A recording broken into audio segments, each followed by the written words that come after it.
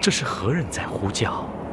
啊，这山旧名五行山，因我大唐王征西定国，改名两界山，一边属大唐所管，另一边属鞑靼所辖。先年间曾听老辈们讲，数百年前天降此山，山下压了一个神猴，他不吃饮食，不怕寒暑，从昔至今冻饿不死。去年间我曾亲见过他一面。长老莫怕，我们下山看看。啊，有施主在，我倒不怕。我倒也想看看他长得是何模样。走。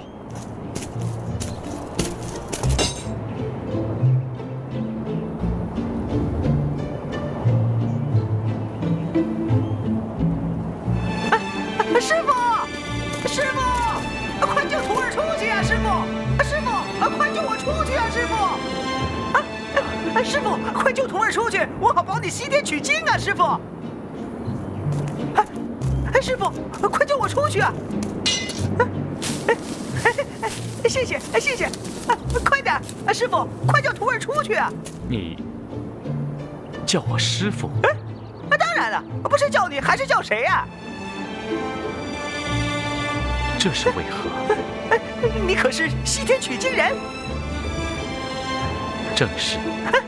那就对了，我是500年前大闹天宫的齐天大圣，只因扰乱了天庭，被如来佛祖压在此处。前者观世音菩萨说领了佛旨到东土寻求取经人，还让我留在此处皈依佛门，等候取经人认他为师傅啊。方才我听你二人在山上讲话，故此才管你叫师傅啊。原来是观音菩萨点化。你虽有善心，有蒙菩萨教诲，愿入沙门，只是我没有斧凿，如何救你出来啊？不用斧凿，只要你肯救我，我自会出去啊。我自救你，你怎得出来？这山上有个金字贴，你把它接了，我自己就出去了。那好，刘施主，你我上山走一遭吧。圣僧，不知道他说的是真是假，他可是只妖猴，说不定放出来又要祸乱天下。没准圣僧跟我是第一个丢性命的。是真的，信我，信我，信我！啊，这信我，信我，信我！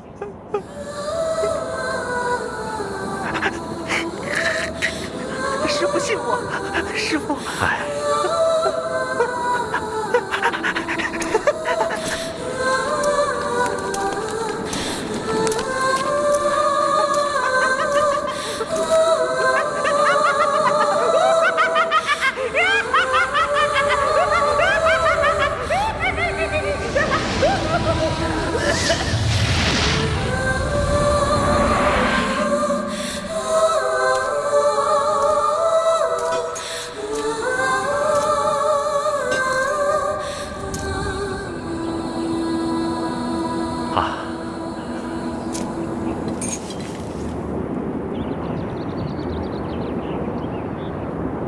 弟子陈玄奘，特奉旨求经。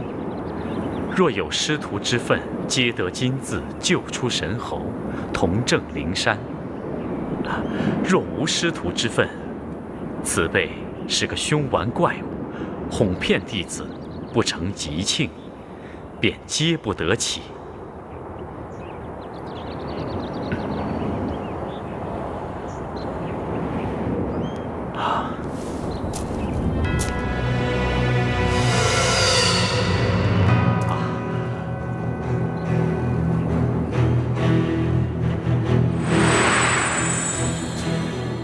吾乃临崖大圣者，今日他的难满，吾等回见如来，交先封皮去也。阿弥陀佛。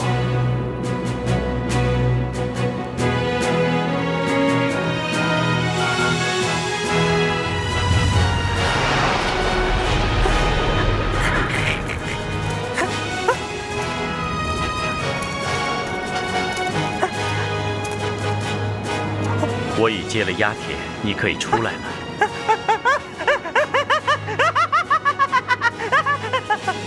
师傅，您二人远一些，越远越好啊！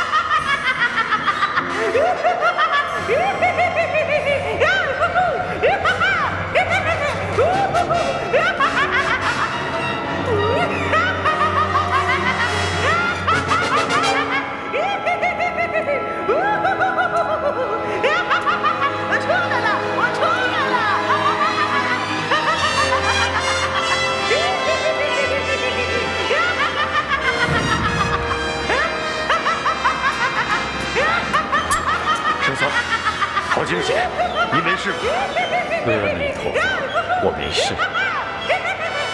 徒儿，徒儿，徒儿，徒儿，你该下来了吧？徒儿，师傅，师傅，师傅，我来了！师傅，这位大哥，有劳你送我师傅，还帮我摘了头上的杂草，谢了啊！徒弟，你姓什么？我姓孙。那为师就与你起个法名。不劳师傅圣意，我有法名，我叫孙悟空。孙悟空，也正合我们的宗派。我看你就像那小头陀一般，为师再与你起个混名，称为行者，好吗？孙行者。好，谢谢师傅，孙行者，孙行者。长老，恭喜您收了个好徒弟，我还以为放了他会害了你我的性命。哎，这位大哥，我虽然是个猴儿，但是我还知道言而有信，知恩图报啊！冒犯，只因为是人，还多的是言而无信、恩将仇报之徒。我这下可以放心了，相信你一定可以保护长老往西天而去。我得告辞了。多谢壮士仗义相助，感激不尽。容贫僧回城时再行答谢吧。长老无需多礼，后会有期。告辞了。告辞。师傅，请上马，咱们该上路了。师傅，我老孙在山下压了500年，终于可以出来松松筋骨，真是太开心了。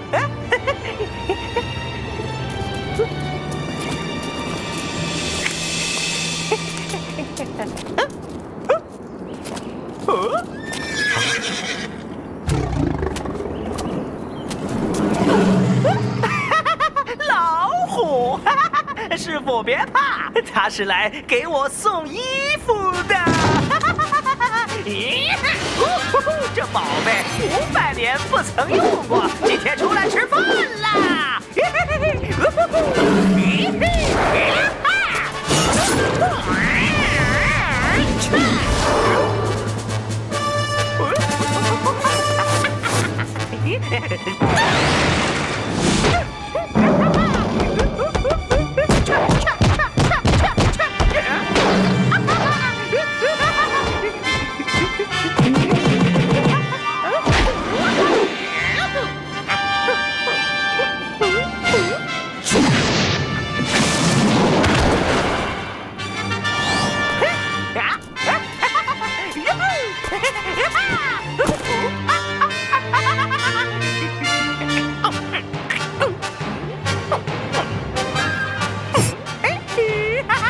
做衣服。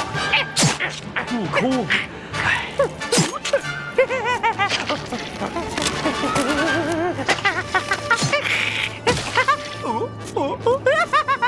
师傅，你看多漂亮啊！悟空，悟空，虽然这老虎咬死我2个随从，但毕竟也是生命啊！哎，师傅，我若不杀他，他便吃了你；我若不杀他，哪来的新衣服啊？你看，你看，你看多漂亮啊！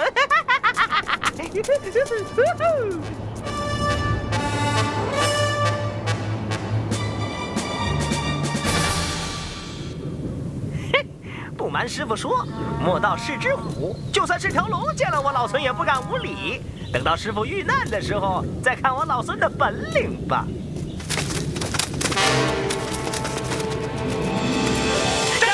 站住！站住！站住！和尚，哪儿走啊？趁早留下马匹，放下行李，饶你一命。哼，师傅放心，这些人是给咱们送行李盘缠来的。什么？你说什么？他说什么？悟空，难道你有点耳背？他说要我们的行李马匹，你怎么反过来说要他们的衣服盘缠？师傅放心，你尽管看着行李马屁，看我跟他们争执一番再说如何？哎，双拳难敌四手，他们6条大汉，你就一个人，怎么争持啊？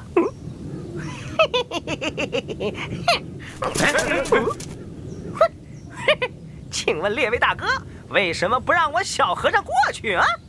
我们是这路上的检境大王，行好心的山主，大名远播，劝你早早留下东西，放你们过去。若有半个不字，让你们粉身碎骨。我们家祖传也是大王，怎么没听过列位大哥的名字？你居然不知道？那我就说给你听听。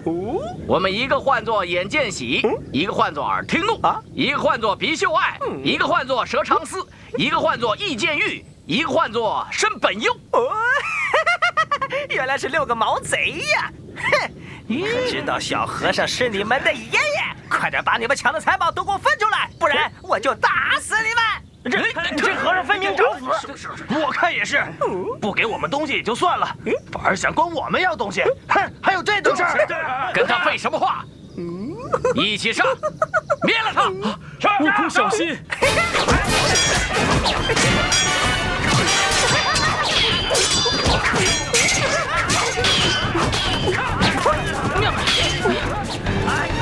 干死他！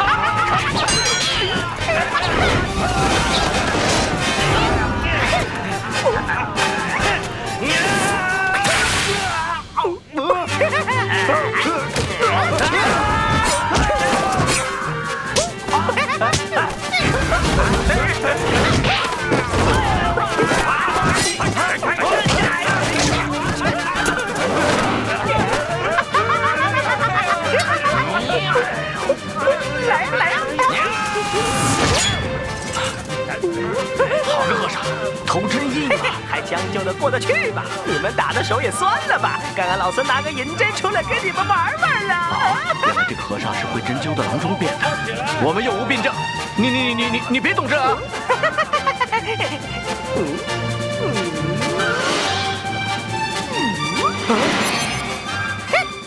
悟空，别打死人了！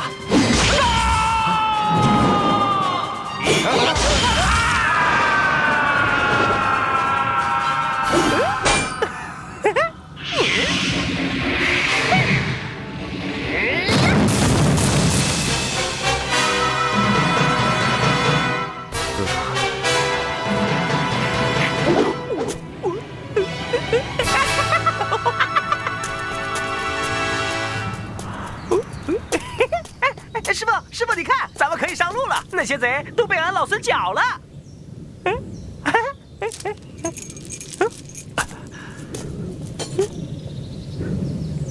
你太残忍，太狠心了。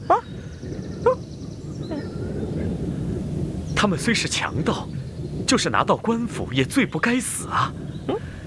你只需打退他们就行了，怎么能打死他们？你无辜伤人性命，如何做得了和尚？无故伤人？哎，师傅，你没看见他们在我头上打了几十棍子吗？再说，换了别人早就成了肉饼了。你又哪里知道他们在此害死多少人呢？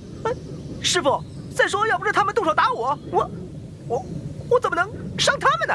他们是强盗，你是和尚，怎么跟他们一般见识？出家人扫地还唯恐伤及蝼蚁性命。为了爱惜飞蛾，要用灯纱照起灯火。你怎么不分青红皂白？怎么一点慈悲好善之心都没有？什么叫青红皂白？师傅，你瞎了！我若是不打死他们，他们就打死你。唉，我这出家人，宁可死了，也绝不敢行凶。我就是死，也只是一个人，你却杀了他们6个人。此事若告到官府，就算是为师替你说相，于情于理于法，都说不过去啊。不瞒师傅说，我老孙500年前在花果山水帘洞称王的时候，不知道打死多少生灵呢。这要是告上官府，哼，那有的是状要告了。就是因为你没人收服，没人管教，暴横人间，7天望上，才受这500年之难。你如今进了沙门，若是还像当时行凶，一味伤生，你根本去不得西天，根本做不得和尚。你既然说我做不了和尚，也上不了西天，就别费那么多唇舌骂我了。哼，老孙不去了，我不去了。老孙去也！这悟空如此不受教诲，说他几句，就跑得无影无踪了。哎，罢了。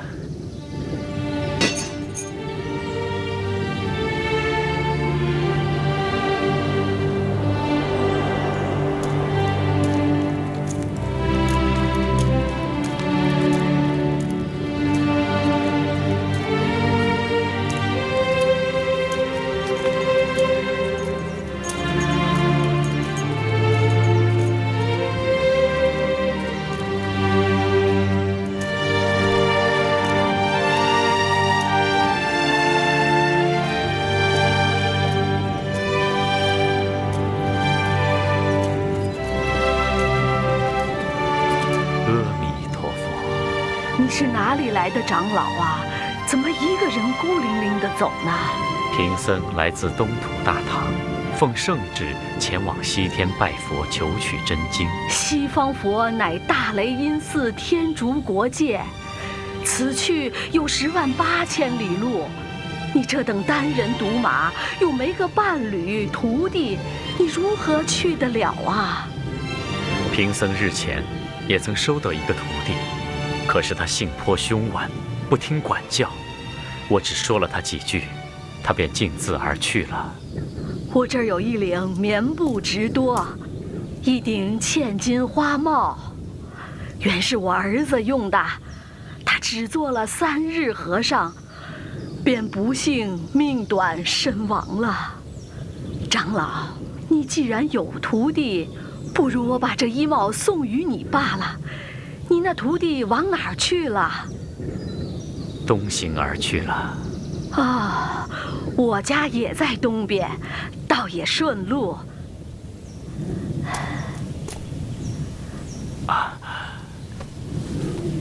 这里还有一篇咒文，叫做定心真言，又名作紧箍咒。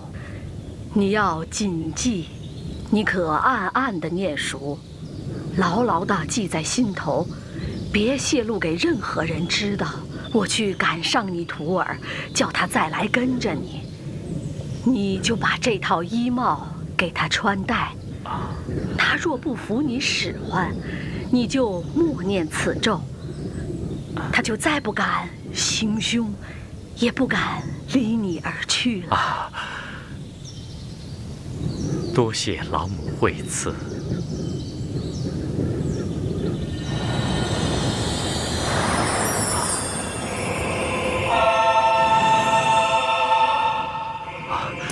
原来是观音菩萨化身点化。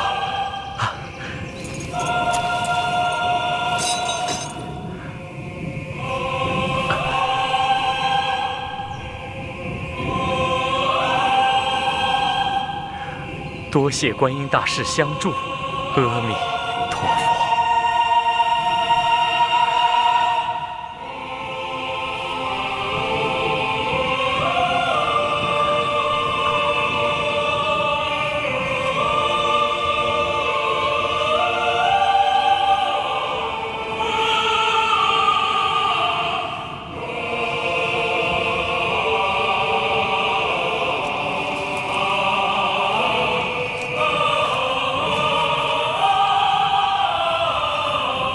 这个必定就是定心真言。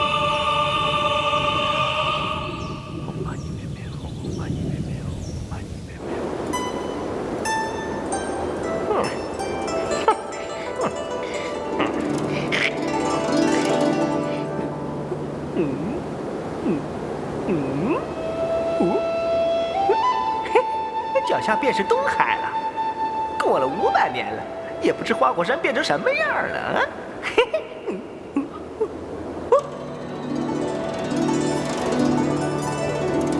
观音菩萨，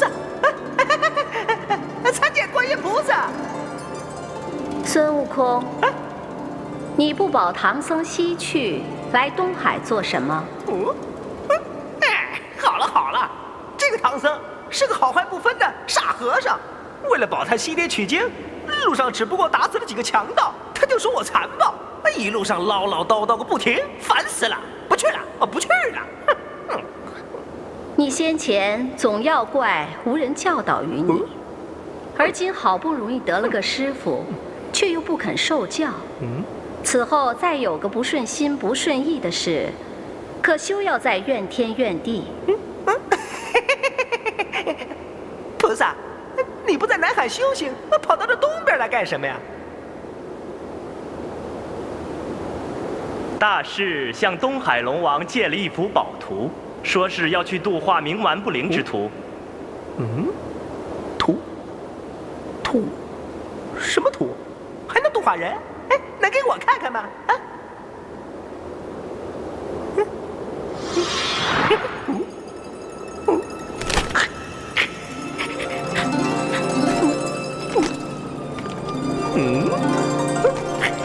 这画上画的是什么呀？啊？这是在人间发生的故事，所以大圣未必知晓。这叫做移桥三进旅。移桥三进旅？哎，什么意思啊？啊？这画中的老神仙，叫做黄石公。画中的年轻人乃是汉代的张良。有一天，黄石公坐在移桥上，忽然鞋履落于桥下，就叫唤张良取来。张良连忙取来，跪献给黄石公。黄石公又故意把鞋子落下，再叫张良捡来。如此来回3次，张良居然没有一点生气不耐烦，也不认为是受到藐视或欺辱。那这黄石公3番2次的折腾他，肯定有什么原因吧？黄石公因此爱他勤谨，夜受天书，着他服汉。后来果然运筹帷幄之中，决胜千里之外。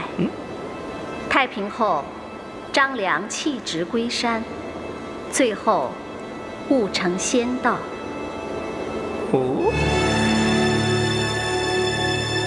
大圣若不保唐僧，不尽勤劳，不受教诲，到最后仍然只是个妖仙，休想得成正果。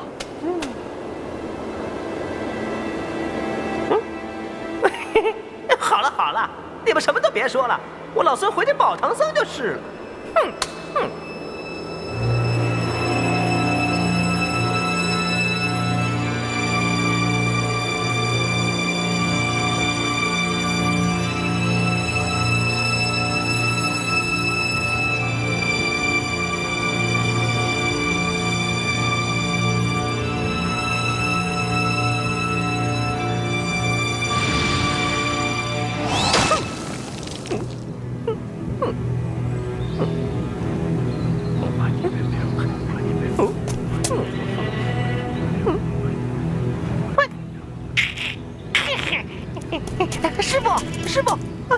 师傅，你怎么不走啊？你在这坐着干什么呀？我在等你啊。我说话重了点儿，你就使性子跑掉，我又不知道你上哪儿去了，只管在这儿等你，等到我肚子都饿了。师傅，你饿了啊？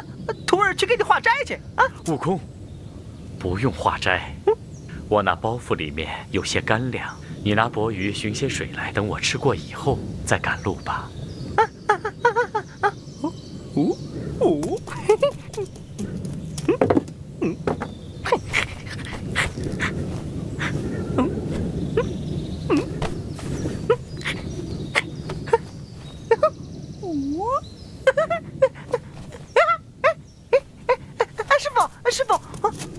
师傅，这衣帽是东土来的吧？好漂亮啊！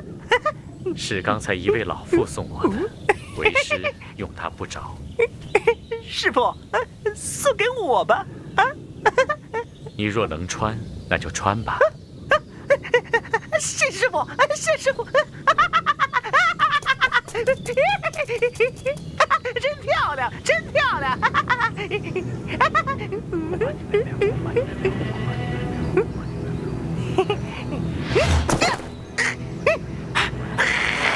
好疼啊！难道是这个帽子？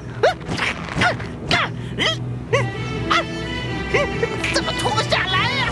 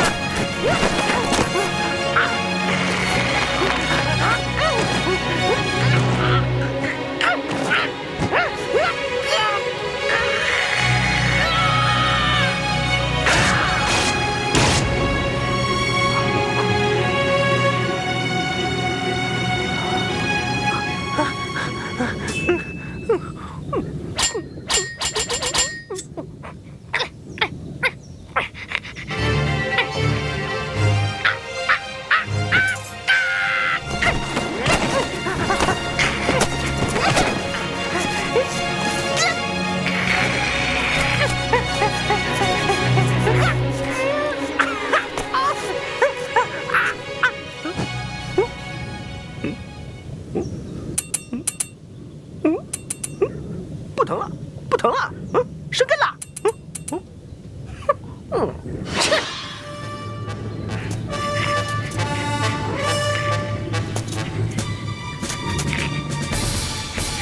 听叫了。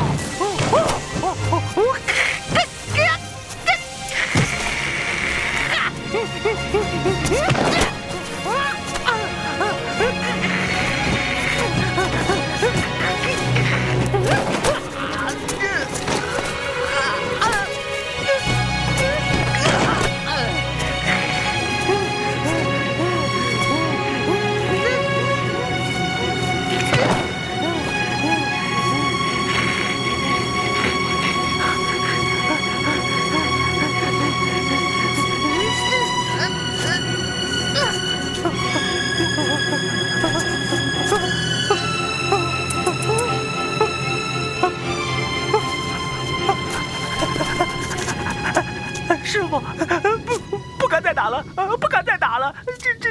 这是谁教你的咒啊？这问之何用？教我之人必也知道此咒，念将起来，你定消受不了。师傅，弟子求求你，也别没事把这咒儿念出来折腾弟子。弟子愿保师傅西天取经，再无退悔之意呀，师傅。你若肯受教，为师怜你尚且不及，哪里忍心伤害你？起来吧，起来。以后要洗心革面呐。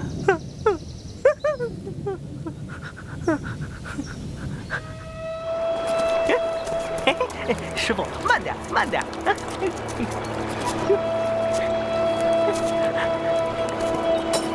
悟空，是哪里水响呢？师傅，我记得此处叫做蛇盘山阴愁涧，想必是涧里的水响吧？啊，师傅，慢点，慢点。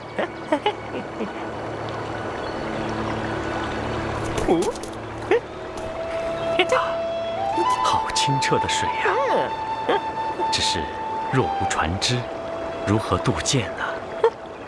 师傅，我先去看看水有多深，没准能让白马给您驮过去呢。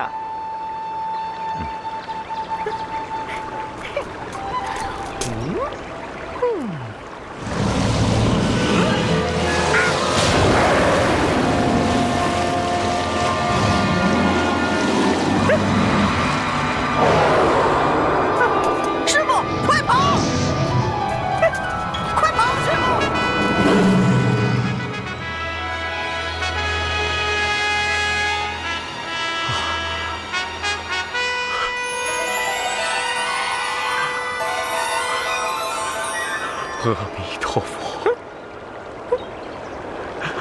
那妖龙竟吃了白马，这千山万水，可怎生走得呀？再说，这白马跟了我许多时日，受尽劳苦啊，怎么就落得如此下场？师傅，你别这么脓包行吗？这点事儿也值得哭一鼻子。好了，你先在这坐着休息休息，带我去寻那妖龙，把咱的马找回来。哼！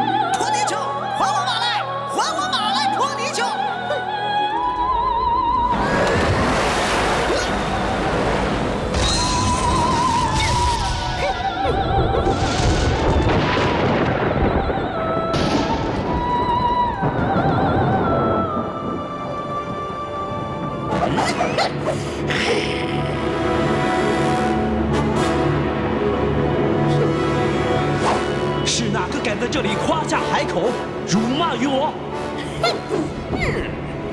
还我马来！少废话！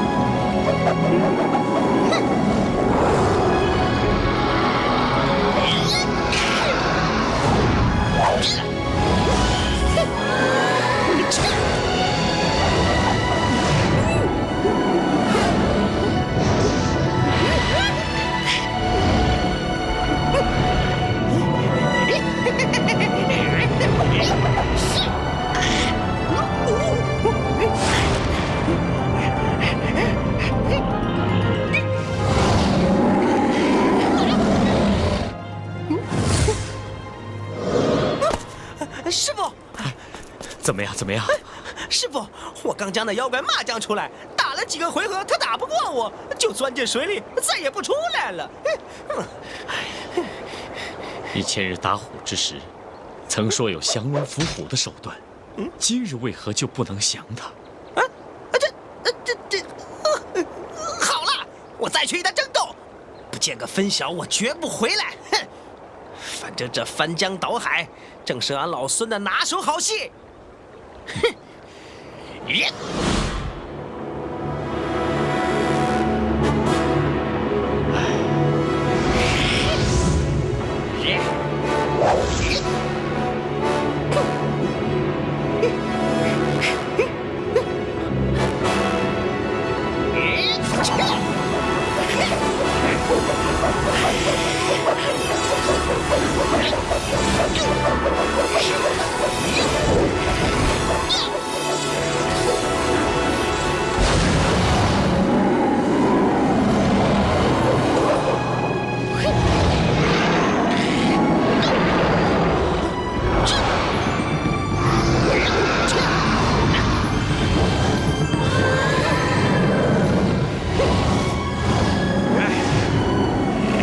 你是从哪里来的泼魔，竟敢如此欺负于我？哼！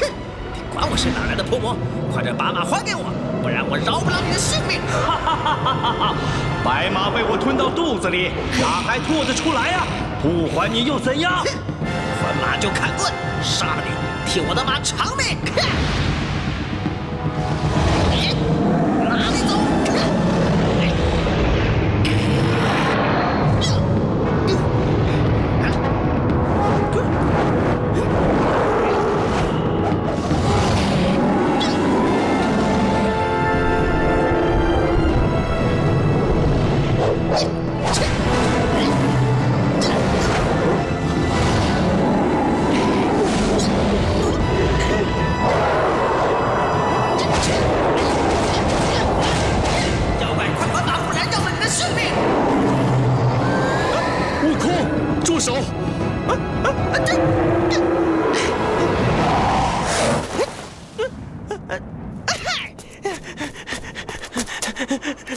师傅，我正要降那妖怪，为什么你落寒把他放跑了？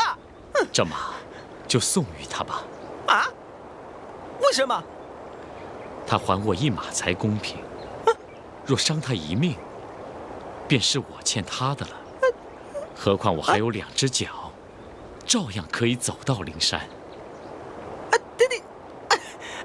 你，哎呀，你这和尚不是呆便是傻呀你！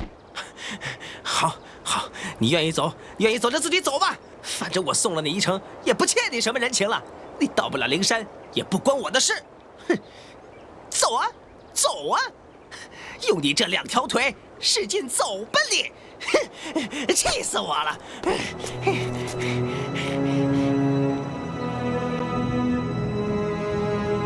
悟空不得无礼。菩萨。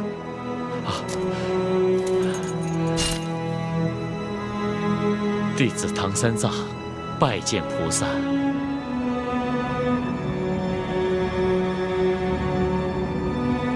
悟空，你到涧边去把他叫来，我替你降他。菩萨，那妖怪肯定拿我老孙当仇人了，我叫他，他哪肯出来？那白龙本是西海龙王傲润之子，他因纵火烧了殿上明珠，他父王告他忤逆不孝，在天庭上犯了死罪，是我替他向玉帝求情，给唐僧做个脚力。你想，那东土来的凡马，怎能走得了那万水千山？怎能到得了灵山佛地？必须是这个龙马，方能成功。原来还有这段因由，可那白马这般葬送性命，仍是可怜呐。悟空，你去叫一声，傲润龙王、白龙3太子，你出来。有南海菩萨在此，他就出来了。好，菩萨，那我就依您的，试试看啊。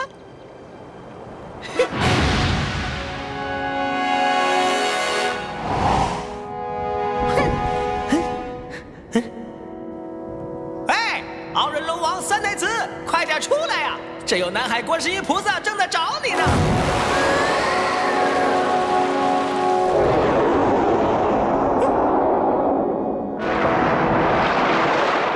怎么又是你？哼，你怕什么呀？我又不是来打你的。哎，我告诉你，现在观世音菩萨正在岸边等你呢，让你速速前去拜见。观音菩萨，白龙叩见观音菩萨，承蒙菩萨活命大恩，白龙在此等候取经人，却不见踪影啊！这不是取经人的大徒弟？他是我的对头。我昨天在此等候，不见取经人，因为肚子饥饿，吃了他的马匹，而他仗着武艺高强，将我打败。喂，你又没问我姓氏名谁，又没问我从哪儿来的，我凭什么告诉你啊？哼！我曾问你是何人，你却只管恫吓于我，并没有说取经的事啊。你这猴头，以示自己本领高强，哪里肯说上半句好话？你如果提起取经2字，又怎么会费这番周折呀？悟空，你动辄非打即骂，不肯与人为善，好言相对，如今白费了气力，也算是自食其果。金幡前去，还有等着归顺的。若问起来的时候，你要说取经2字，就不用再劳力劳心，自然会拱手服顺的。要是真这样，那倒好了。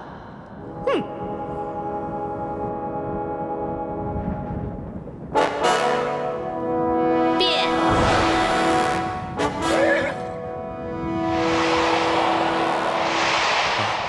白马。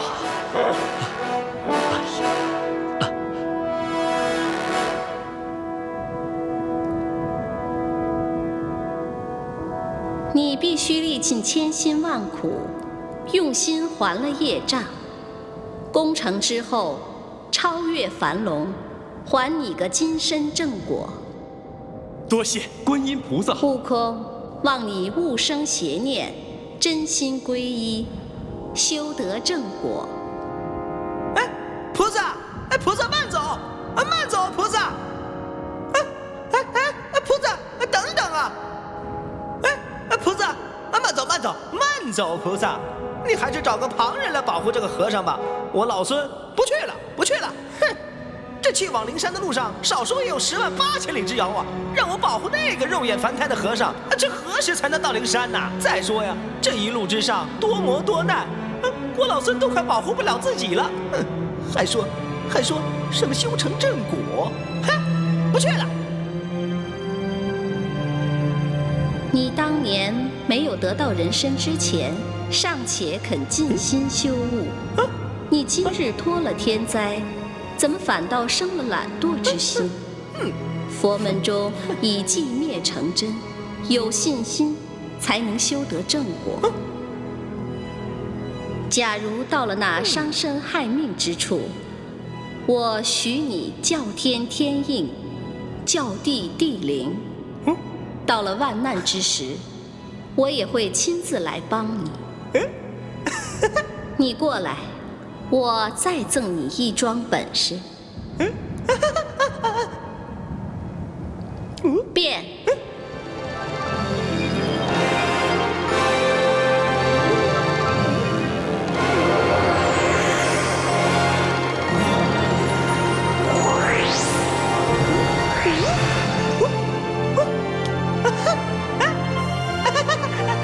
这是3根救命的毫毛，若到那无际无主的时节，可以随机应变，救得你疾苦之灾。菩萨，那我这里多谢您慈悲了。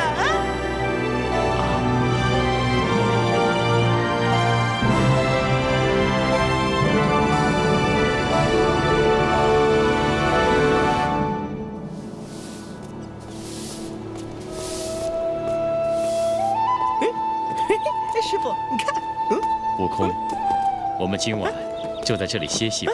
好啊。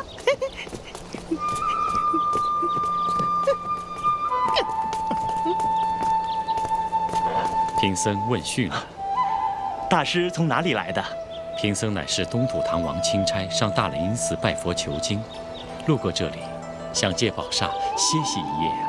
那快请里面坐。啊。那牵马的是个什么东西啊？小声点，小声点，他性子急，听见你这话，他就不答应了。他是贫僧的徒弟。这样一个丑头怪脑的模样，您为何收他做徒弟啊？他样貌虽丑，却大有本领啊。对对对，正应了那句俗话：人不可貌相。贫僧屡次蒙菩萨大恩，未及叩谢，今遇菩萨禅院，如见菩萨，正好拜谢。那就请吧。你们过去帮忙。请大师。走。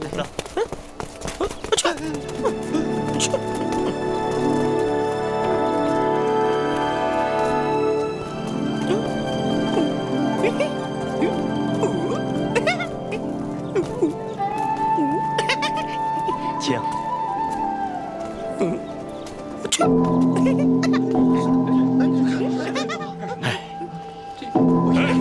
何人在这里乱敲？我这是做一日和尚撞一日钟。你是什么人？打哪儿来的？悟空，休得无礼。这是我们院主。啊，阿弥陀佛。阿弥陀佛。院主，请息怒啊！此乃贫僧徒弟孙悟空。贫僧唐玄奘，奉唐王圣旨前往西天拜佛求经，路过贵院，恳请借宿一晚。好，请客人们到厢房用茶。啊，请。悟空，走吧。师公，东土大唐圣僧来拜见您。老院主，弟子有礼。哎呀，不敢，快请坐。师傅，请坐。献茶。是师傅。哎，请问高僧从东土而来，要走多少路程啊？从长安到两界山有5000多里路，在两界山收了一个徒弟，一路西来，经过西番哈密国，又是2个多月，又是5000多里路，才到了贵地呀。如此说来，已是万里之遥了。哎，我活了这把年纪，我连这山门都没出去过。正所谓坐井观天，鱼朽之辈呀。敢问老院主，高寿几何呀？吃活270岁了。那岂不是仙寿之年了？什么仙寿之年？依我看来，给我当个孙儿，我还嫌你太年轻呢。你这是怎么说话的你？悟空，不要乱说。请用茶。请用茶。多谢啊，多谢。哦，羊脂玉的杯子，你们这些和尚也太不清贫了吧！来，师傅，好茶，好茶。老东西，你还挺会享受的啊！你说你是猴子，说什么呢？见笑了。高僧乃天朝上国人物，广揽奇珍，这等俗物何足挂齿啊？高僧是来自天朝上邦，可否有什么珍奇宝物拿出来，让我一饱眼福？在贫僧眼里，只有佛法僧3宝4宝，其他的倒没见过什么宝物啊。纵然是有千山万水的，也不便带在身上。师傅，你不是有条袈裟吗？那就是个宝贝，拿出来给他们见识见识。袈裟，袈裟。你们笑什么？哎呀，老爷，你刚才说那袈裟是件宝贝，那实在是可笑啊！像我这一辈的和尚，至少也得有20-30件的袈裟。我们老师祖，他在这个寺院里已经做了250-260年的和尚了，少说也有700-800件呐。多又怎么样？河里的沙石还多呢。哼，可惜呀，1文钱不值。那就，让老僧去见识见识高僧的袈裟吧。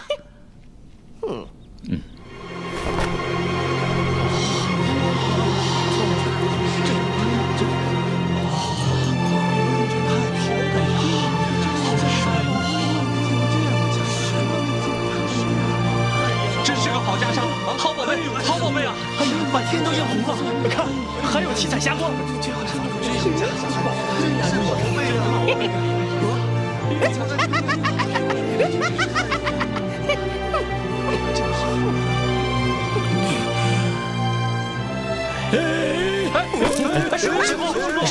老院主，师公，怎么了，师公？弟子真是无缘了。有话慢慢说。师公，有话慢慢说。圣僧的这件宝物，真是天下之奇，只可惜我老眼昏花，是无法仔细欣赏。这岂不是无缘吗？哼，老头儿，你想怎么看呢？圣僧如若放心的话，就让老衲将此拿到后面禅房仔细看上一晚，明日一早还给圣僧，不知尊意如何？好，好，好，要不是我明天急着赶路，别说1天，就是1年也不要紧啊。哎，多谢多谢。哎呀，将客房打扫干净，2位进去休息，将这袈裟请到我的禅房。打扫禅房，准备斋饭。哎，走。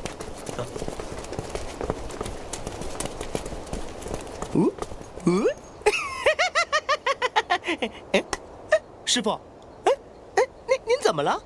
我在想，你我单身在外，恐怕有意外。嗨，师傅，你放心，只有我抢别人东西，还从来没听过有人敢抢我老孙的呢。古语说，珍奇宝玩之物，不可让贪婪奸伪之人看见。一旦看见，必生贪念，贪念一生，必生图谋计议。师傅，你放心，我看这老东西哭得哭天抹泪的，还挺有趣儿。我是怕坏了老院主的清修啊。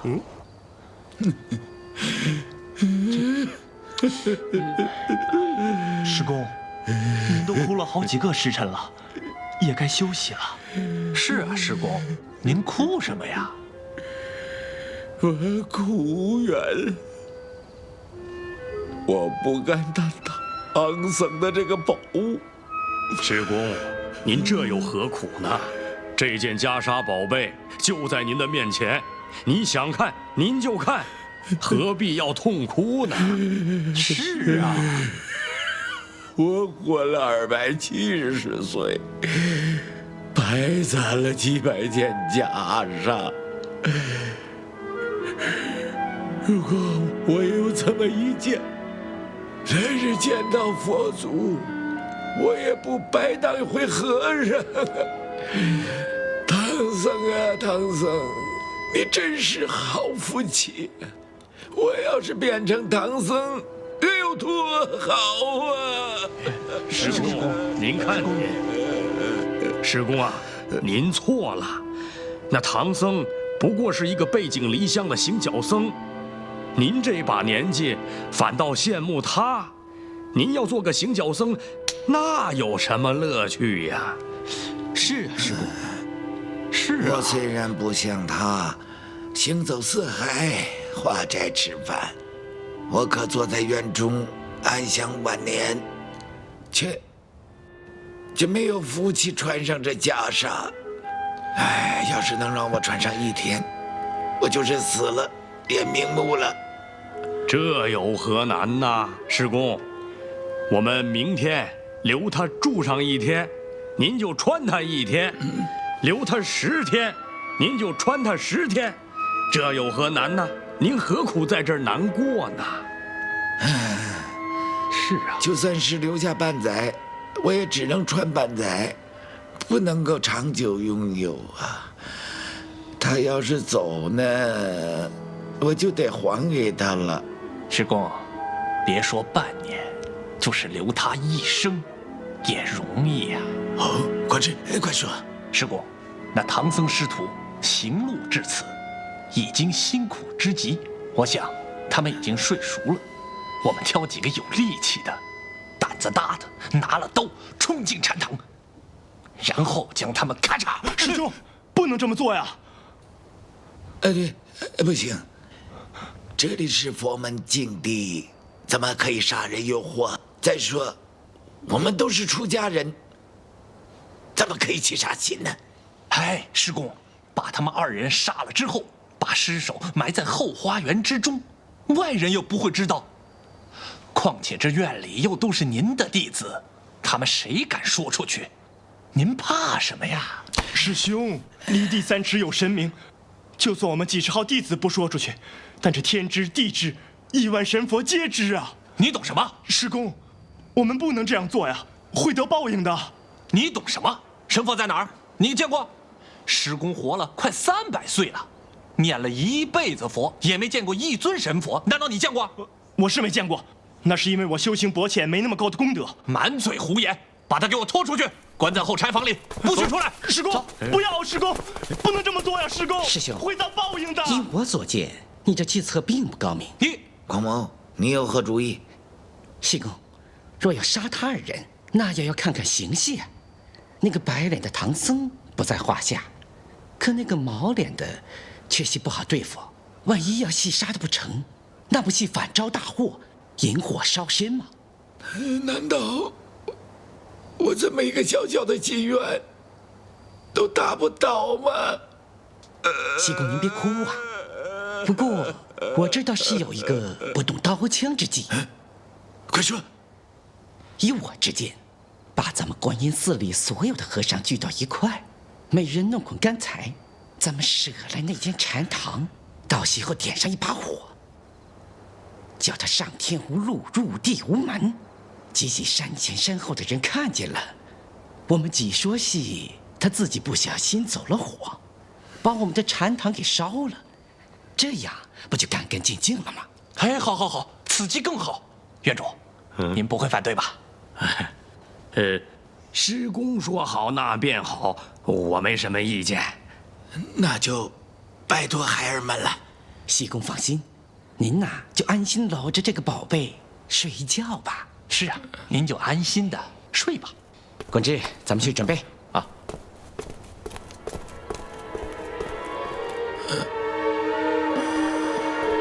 宝贝，你终于归我了，宝贝。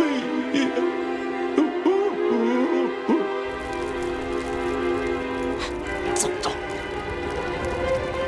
快点，动作轻点，轻点。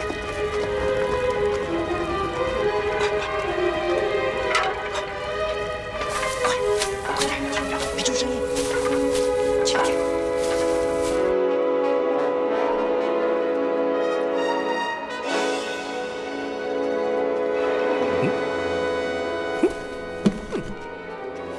43经一过，怎么会有脚步声？难道有贼？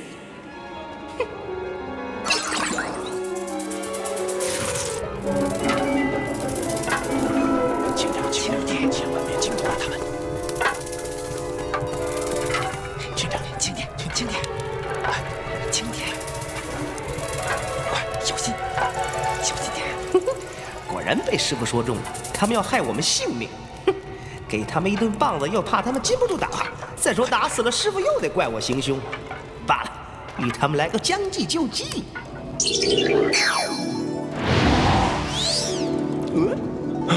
不好了，大闹天宫的孙悟空又来了！列位不用担惊，我是来找广目天王，不是来闹天宫的。大圣稍后，请让我前去禀报。不劳你，他已经来了。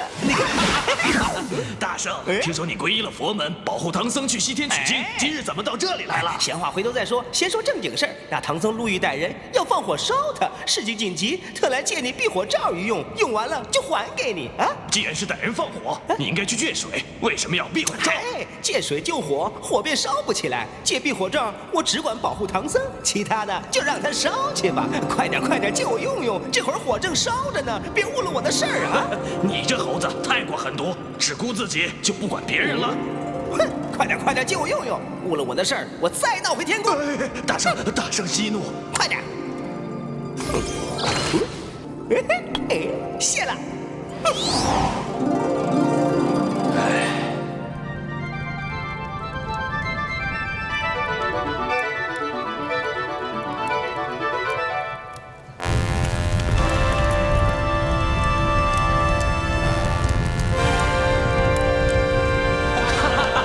烧起来！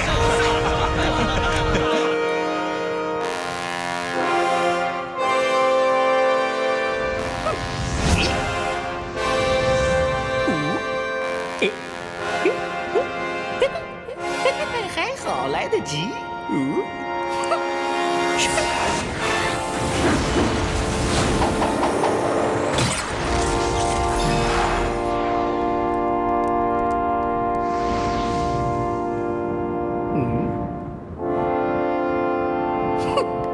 你们这等奸僧，看我帮帮你们的忙！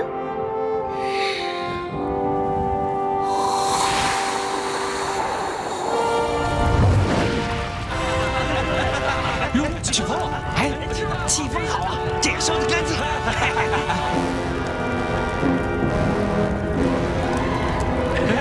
风向怎么变了？啊，不，那边禅房也烧起来了！快去救火！快救火！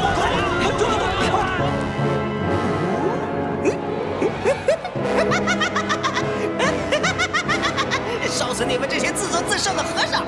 根本就是佛门的败类，莫怪佛祖菩萨不来救你们！哼，烧吧，烧吧，烧死你们！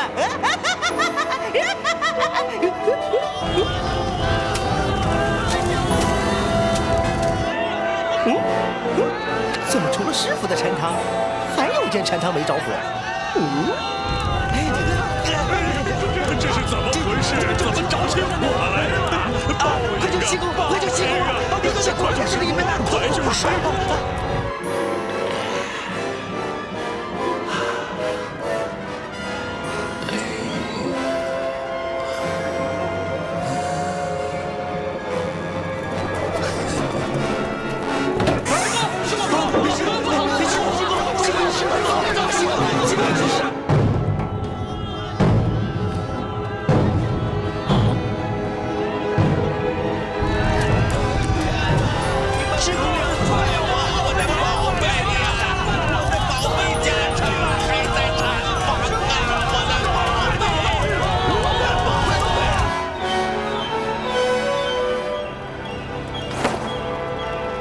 哎呀，一定是观音院里失了火，这些和尚真不小心。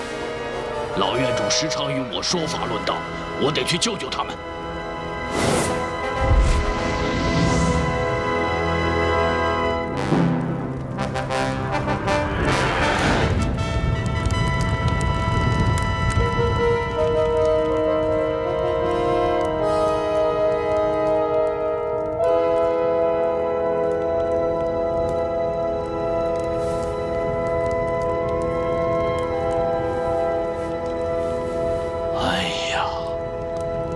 千年难得的宝贝啊！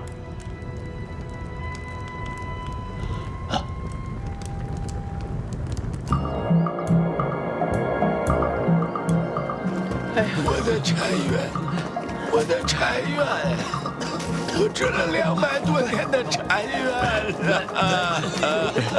老师公啊，您不要再哭了。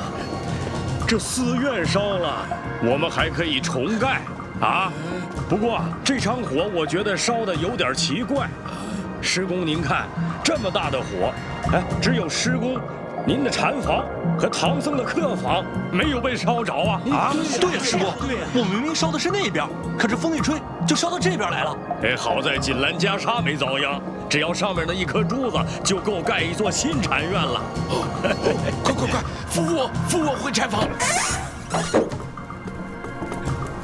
师公，您那件宝贝在哪儿啊？我就放这儿了。嗯，放这儿了。嗯。这没有啊！我的袈裟呢？哎，快找，快找！我的袈裟！师傅，西公别伤心，师傅，西公，您放心吧，别哭了，媳妇会找到的。师傅，请注意身体。师傅，西公，收。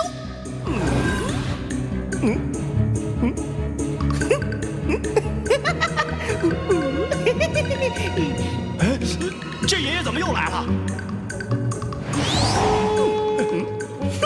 广目天王何在？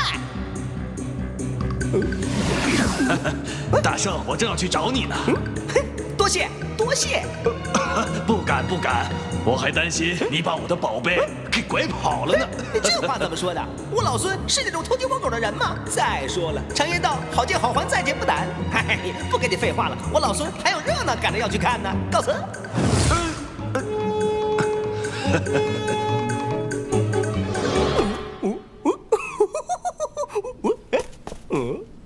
师傅，师傅，起床了，师傅。师傅，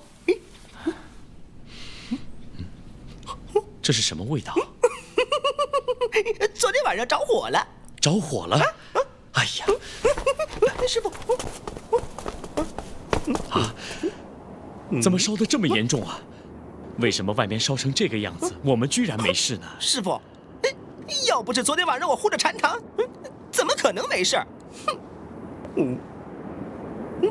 你这个猴头，你有本事护住禅堂，怎么就不救救这火啊？师傅，你哪里知道？果然被你猜中了。那个老和尚，爱上了咱们的袈裟，起了歹心要害咱们俩。要不是我机灵，这会儿咱俩早就变成灰了。你肯定是他们放的火。我老孙才不干那种背后害人的勾当呢。不过，我看那老和尚起了歹心，虽然没帮他救火，也帮了点别的。你怎么帮他的？刮场大风呗。你不帮他们也就算了，你还落井下石啊你！哎，师傅，哎，古人云：人无害虎心，虎有伤人意呀。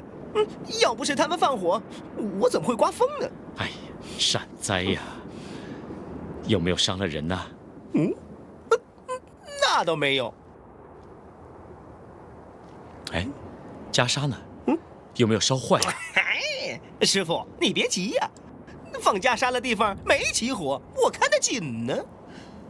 我告诉你，但要有一些损伤，我只把那紧箍咒念上几十遍。哎，师傅，别念，我这就把袈裟取回来，咱们赶紧赶路，让他们哭泣吧。给我。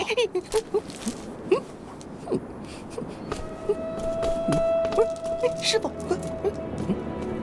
师傅快点。